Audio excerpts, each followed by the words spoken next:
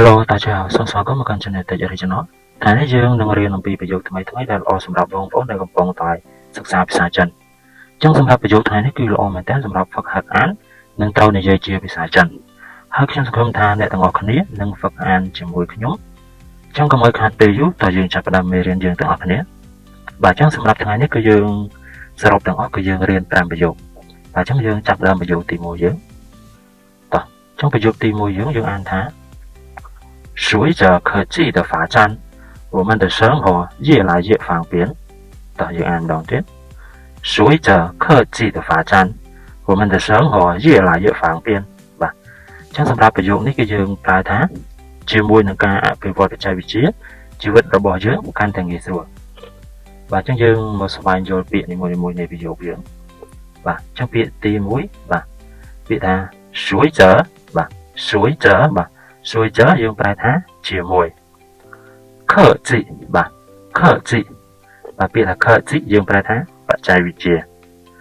发展បាទ发展ពាក្យ发展យើងប្រែថាអភិវឌ្ឍចឹងយើងមើលពាក្យយើងបន្តទៀត生活បាទ生活បាទ生活មានន័យថាជីវិតឬក៏ការរស់នៅបាទពាក្យយើងបន្តទៀត越来越បាទ越来越បាទ越来越មានន័យថាកាន់តែបាទពាក្យយើងមួយទៀត方便方便បាទ方便យើងប្រែថាងាយស្រួលបាទអញ្ចឹងយើងមកសរុបប្រយោគយើងទាំងអស់គ្នាទៅយើងអានប្រយោគយើងម្ដងទៀត随着科技的发展我们的生活越来越方便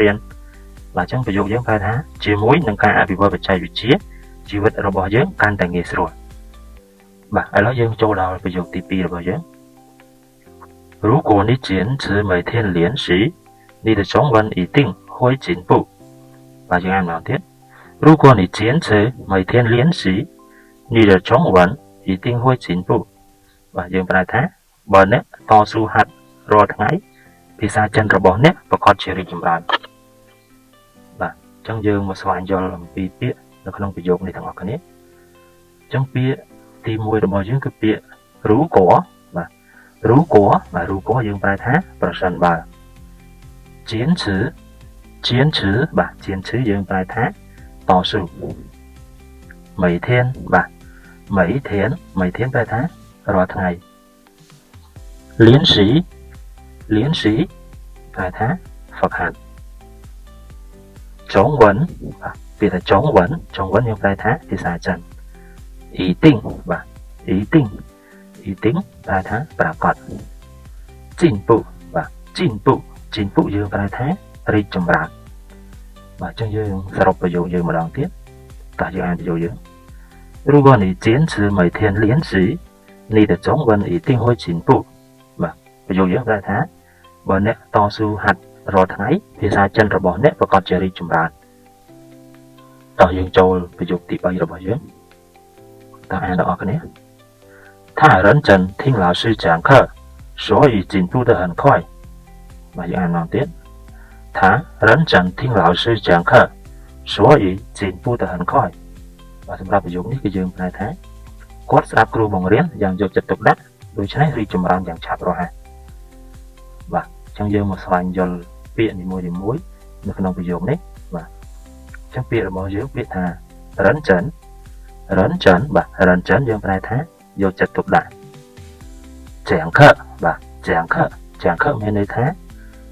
និយាយមេរៀនបាទពាក្យមួយទៀត所以បាទ所以យើងប្រែថាដូច្នេះបាទ进步បាទ进步ប្រែថារីកចម្រើន很快បាទ很快ពាក្យថា很快យើងប្រែថាលឿនឬក៏ឆាប់រហ័ស他认真听老师讲课所以进步得很快មានន័យថាគាត់ស្ដាប់គ្រូបង្រៀនយ៉ាងយកចិត្តទុកដាក់ដូច្នេះរីកចម្រើនឆាប់រហ័សបាទអញ្ចឹងយើងបន្តប្រយោគយើងទី4បាទតើអានទាំងអស់គ្នា与其浪费时间不如多学习一些新知识បាទយើងអានម្ដងទៀត与其浪费时间不如多学习一些新知识មានន័យថាជាជាងខ្ជះខ្ជាយពេលវេលា cua tại riêng trong này đắng thay thay bàn thang và trong dương một số bạn rồi bị lục bạ để khẩn nông ví dụ đấy và bị thà ý chí và bị thà ý chí dùng bài thà chỉ chiến lẻng phây và lẻng phây dùng bài thà xét xệ sự chiến và sự chiến dùng bài thà về về lìa phụ rú và phụ rú dùng bài thà của tài chữ sử và chữ sử dùng bài thà trong này đậm chẳng sẽ đọcประโยค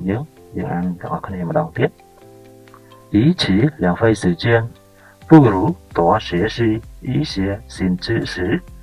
và dương bài ví dụ dương mà đọc tiếp chỉ chiến chắc sẽ về về liếc cua tài riêng trong này đắng thay bàn thang và trong dương châu đo ví dụ tí 8 chia ví dụ trong cõi成功不是偶然而是每天坚持努力的结果 và dương ăn đọc tiếp成功不是偶然而是每天坚持努力的结果 và trong ví dụ này thì dương bài thác ភាពជោគជ័យមិនមែនកើតឡើងដោយចៃដន្យទេប៉ុន្តែជាលទ្ធផលនៃការខិតខំតស៊ូរាល់ថ្ងៃបើយើងមកមើលពាក្យពិបាកនៅក្នុងប្រយោគមួយនេះ成功បាទ成功យើងប្រែថាជោគជ័យvàមើលពាក្យមួយទៀត偶然បាទ偶然មានន័យថាចៃដន្យvàពាក្យមួយទៀត坚持បាទ坚持មានន័យថាខិតខំឬក៏តស៊ូបាទមួយទៀត努力បាទ努力យើងប្រែថាខិតខំបាទអញ្ចឹងគឺត្រង់ចំណុចនេះគឺខ្ញុំសូមបែងចែកបន្តិចពាក្យថា坚持ហើយនិង努力បាទអញ្ចឹងសម្រាប់ត្រង់ពាក្យពីរនេះបើយើងគិតទៅគឺអត្ថន័យវាគឺស្តៀងគ្នាបាទដោយពាក្យថា坚持នោះគឺយើងប្រែថាហ្វឹកហាត់បាទហើយពាក្យ努力បាទ努力គឺការតស៊ូបាទអញ្ចឹងហ្វឹកហាត់និងតស៊ូគឺសម្រាប់ពាក្យនេះគឺអត្ថន័យវាដូចគ្នាបាទអញ្ចឹងយើងមើលពាក្យយើងមួយទៀតពាក្យថាជា果បាទជា果យើងប្រែថាលទ្ធផលបាទអញ្ចឹងយើងសរុបប្រយោគនេះអញ្ចឹងយើងអានប្រយោគនេះម្ដងទៀត成功不是偶然而是每天坚持努力的结果បាទមានន័យថាភាពជោគជ័យមិនមែនកើតឡើងដោយចៃដន្យទេប៉ុន្តែជាលទ្ធផលនៃការខិតខំតស៊ូរាល់ថ្ងៃបើចឹងមេរៀននៅក្នុងថ្ងៃនេះក៏បានដល់ទីបញ្ចប់ហើយខ្ញុំសង្ឃឹមថាបងប្អូននឹងយល់មេរៀនមួយនេះបាទចឹងដើម្បីទទួលបានវីដេអូមុនគេពី Tech Original សូមកុំភ្លេចជួយចុច Subscribe បាទសូមអរគុណ